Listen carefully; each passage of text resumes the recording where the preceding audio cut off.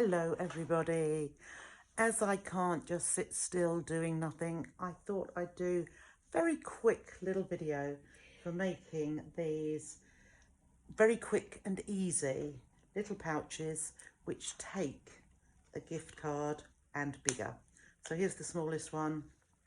Pop the gift card in there, little popper for it to do up. Slightly bigger, as you can see, for a slightly bigger gift, and then slightly bigger too. So how do we start? We take our strip of fabric, which happens to be 16 inches long by 4.5 inches wide. I have put interfacing, I like to use G700, but you can use the Vilene H250. But I like this because it's more like a fabric which gives the outer fabric a little bit more body. So I then marked at 3 inches along one side and 6 inches. So 3 inches and then a further 3 inches. And then with the interfacing facing up, fold up at that 3-inch mark. So get your little lines on either side. Make sure that's nice and evenly matched along the straight edges. Flip it over and then fold it up again. And this time it will line up with the 6-inch mark. But that's down here. So really this is going to be your little pocket. So then we just take the other end, the single end, and fold that over so that this bottom edge just lines up perfectly. And with this, I would probably put a couple of binding clips in there just to hold it together, or pins as I'm doing at the moment. But just make sure all those edges line up beautifully at the bottom. Now you can either leave it as a straight edge top, or what I particularly like to do is a slightly rounded top. So all I'm doing at the folded edge is folding that in half, lining up that raw edge there. Now you can get a circle or anything circular and make a mark to curve around this edge, or as I'm going to do, I'm just going to free cut a curve like so. And because I've cut through all the layers just there, it means hopefully I have the exact same curve at each side. Now I'm just going to do one lot of stitching. I'm going to start at the bottom edge where the pins are. I'm going to go all around the curves and round to the other edge. So it's actually one row of stitching, and we will do one row of top stitching. So when we start, just reverse, 1/4 inch seam allowance, and gently around the curve, making sure my foot is staying level with the edge of the fabric. Around here, slow down if you want to, or just keep going, or definitely slow down around the curve, and then right to that bottom edge. Mind you don't hit your pins, and cut the thread. So that was one row of stitching the whole way round. Now you can either clip into these curves or use pinking shears, or my favourite and quickest way of doing it is to trim the seam allowance, especially on the curve, but you can the whole way along here because it's not that long a seam, back to between an 1/8 or a 1/16 and an 1/8 of an inch. So we'll just clip up on a bit close there. Okay, so now we need to turn it to the right side. So from this end, you will see where you have two fabrics showing here, as opposed to that little pocket stops. So you need to pop your fingers into where you can see the two fabrics, turn it to the right side, and then I just run my nail around that curved edge at the top. Get yourself a nice rounded pokey tool or a seam curver, if you like. Pop that out and then press your fingers into the bottom just to make the fabric go into those bottom corners. Now, because we've still got raw edges here, we're just going to turn it to the right side. So thumbs in and pop that through so that that raw edge has gone right to the bottom inside here. So again, very naughty, I can't find my, oh no, I've got a paintbrush there.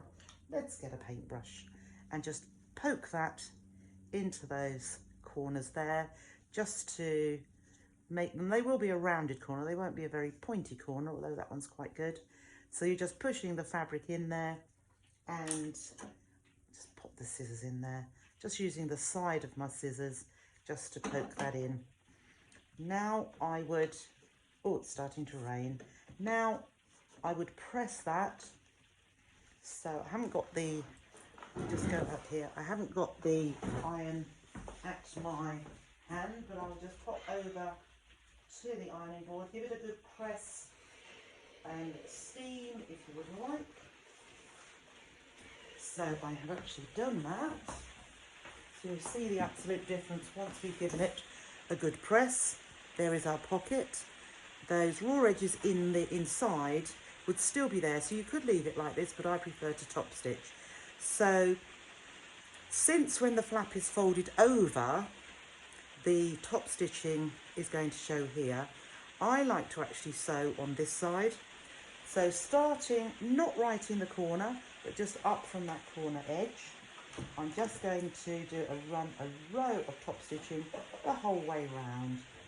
So we've got a standard stitch length, but I'm stitching very close to the edge.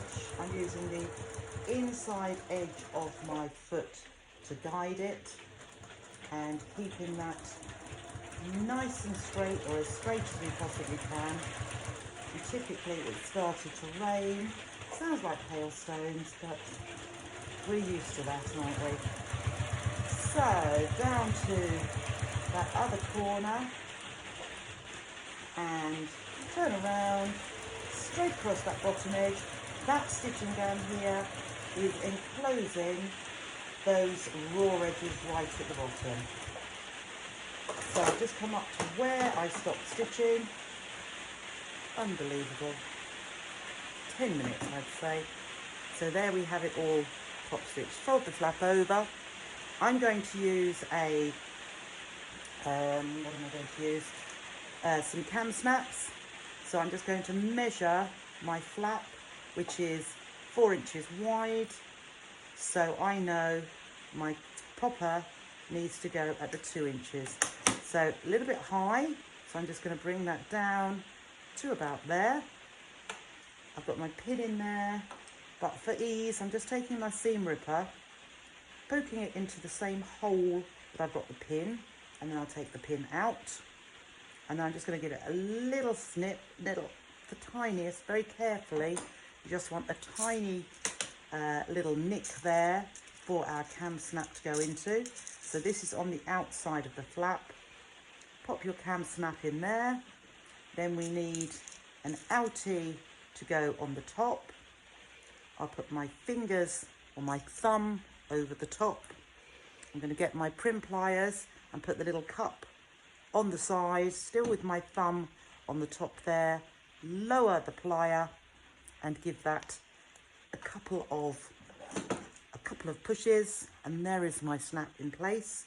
Pull the flap over so that it just comes to the top there. When you have the snap in place, I just keep the flap down, lift it a little so that I'm putting my seam ripper in the hole, or in where the other side of the cam snap is. So again, just through that top layer, not right through to the other side. Little nick, just so that the cam snap can come through. So I'm taking myself a little button part and I'm going to pop that on the inside this time. So just try and find that little hole that I made. It is a small hole, but there it comes. So just pushing that through with my nails, and I'm now going to get the innie part, which is rounded at those edges. So that little part there, fingers on it, but I want the cup to go on the inside to take the button part. And then again, just give that a good couple of presses, fold it over, and snap together. Whoops, there you go, got it on the right part. And there we have our little case, which will take a gift card. Simple as that. If you're doing any craft fairs, Christmas bazaars, anything like that, what a great little seller. Minimal price. Needs a 4.5-inch width by 16 inches, and then 3 inches for your fold marks at 3 and at 6. So as I say, there is this size, slightly bigger, and bigger still. I'll put them all in a PDF in the group so that you have got something to look at and enjoy your making. So just a little interim. I know I wasn't going to do any lives this week, but I just couldn't bear not to be with you. So I will see you next week. Enjoy. Let's see how many you can make. Bye for now.